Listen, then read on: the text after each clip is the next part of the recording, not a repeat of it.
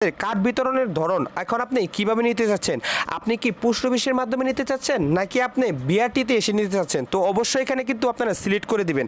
তো যদি আপনি পোস্ট অফিসের মাধ্যমে নিতে অনেকে মিস্টেক করে থাকেন, তো অবশ্যই এইগুলো কিন্তু মিস্টেক করা যাবে না, 100% আপনার সঠিকভাবে অ্যাপ্লাই করতে হবে।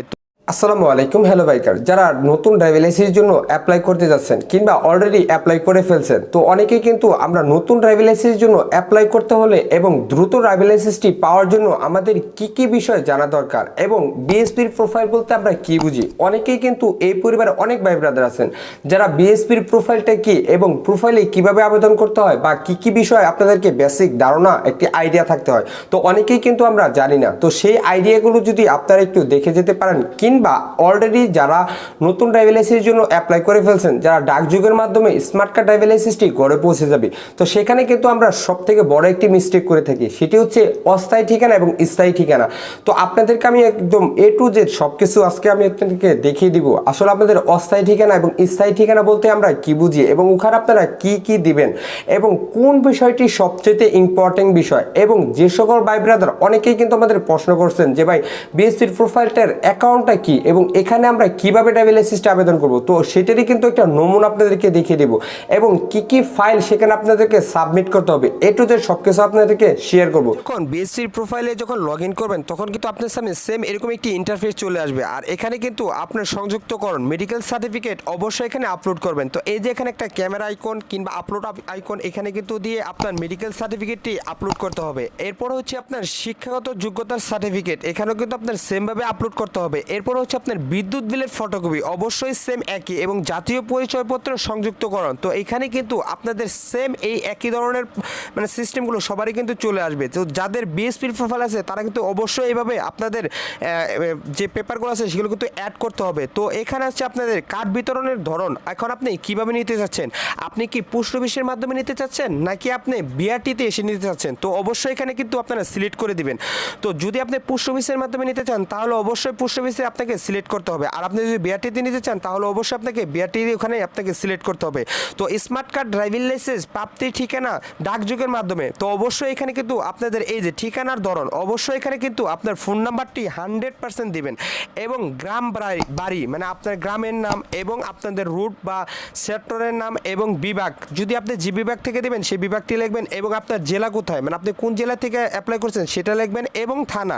তারপর হচ্ছে আপনার পোস্ট কোড, তো পোস্ট কোড কিন্তু আপনার অবশ্যই ইম্পর্টেন্ট একটি বিষয়। তো আপনার পোস্ট কোডটি আপনারা কীভাবে পাবেন, তো অনেকে আসলে এই ধরনের একটি প্রশ্ন করে থাকেন যে ভাই আমি যেহেতু ড্রাইভিং লাইসেন্সের জন্য অ্যাপ্লাই করছি কিন্তু আপনাদের পোস্ট কোডটি কী, তো অবশ্যই আপনার এনআরই কার্ডের পিছন পার্টে মানে ব্যাক পার্টে কিন্তু আপনার পোস্ট কোড কিন্তু দেওয়া থাকবে, তো অবশ্যই আপনার সেই পোস্ট কোডটি অবশ্যই ভালোভাবে দিয়ে রাখবেন। আর এখানে কিন্তু আপনার একটি নোটিশ দিয়ে দিয়েছে, সেটি হচ্ছে আমি একদ্বারা ঘোষণা করছি যে ফর্মের আবেদনের প্রস্তুত তথ্য সম্পূর্ণ সঠিক, কোনো তথ্য মিথ্যা পাওয়া গেলে কর্তৃপক্ষ আইনগত ব্যবস্থা নেওয়া হলে আমার কোনো আপত্তি থাকবে না।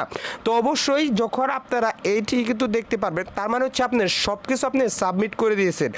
তো অবশ্যই এখানে সব কিছু সাবমিট করার পরে তো এই যে দেখুন এখানে কিন্তু আপনার একটি সাবমিট অপশন চলে আসছে, তো এখানে আপনারা সাবমিটে গিয়ে আপনারা ওকে করে দিবেন, বাস আপনাদের হয়ে গেল। তো অনেক ভাই ব্রাদার যে সকল ভাই ব্রাদার যারা এই পোস্ট কোডের মধ্যে স্থায়ী ঠিকানা অনেকে মিস্টেক করে থাকেন, তো অবশ্যই এইগুলো কিন্তু মিস্টেক করা যাবে না, 100% আপনার সঠিকভাবে অ্যাপ্লাই করতে হবে। তো যে সকল ভাই ব্রাদার যারা বলতেছিলেন যে আসলে বিএসপির প্রোফাইলের যে এই যে একটি নমুনা এটা আপনাদেরকে সাধারণ বেসিকভাবে দেখিয়ে দিলাম, তো এখন আপনারা যখন প্রোফাইলটি তৈরি করবেন তখন অবশ্যই কেয়ারফুলভাবে 100% সব পেপারগুলো অরিজিনাল এবং সঠিকভাবে সাবমিট করবেন, তাহলেই কিন্তু আপনি খুব সহজে অল্প সময়ে আপনার স্মার্ট কার্ড ড্রাইভিং লাইসেন্সটি ডাকযোগের মাধ্যমে মানে হচ্ছে পোস্ট অফিসের মাধ্যমে আপনার ঘরে পৌঁছে যাবে। আর এর জন্য আপনাকে 60 টাকা ফি চার্জ করতে হবে মানে চার্জ দিতে হবে।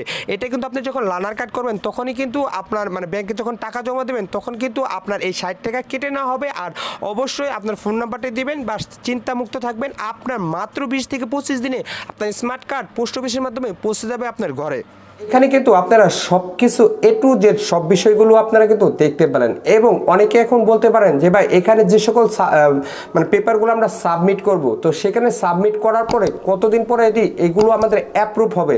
তো তাদের উদ্দেশ্যে বলতেছি আসলে অ্যাপ্রুভ হওয়ার কোনো নির্দিষ্ট টাইম নেই, কিন্তু আপনার যদি ডকুমেন্টগুলো অরিজিনাল এবং সঠিক হয়ে থাকে তাহলে আপনি যদি আজকে লার্নার করেন ওই দিনই সাথে সাথেও আপনার অ্যাপ্রুভ হয়ে যেতে পারে, কিংবা আপনার ডকুমেন্টে যদি কোনো ভুল ত্রুটি কিংবা আমাদের যখন আমরা যে পেপারগুলো স্ক্যান করে যখন ওখানে আপলোড করবো তো সেখানে কিন্তু স্পষ্ট হতে হবে।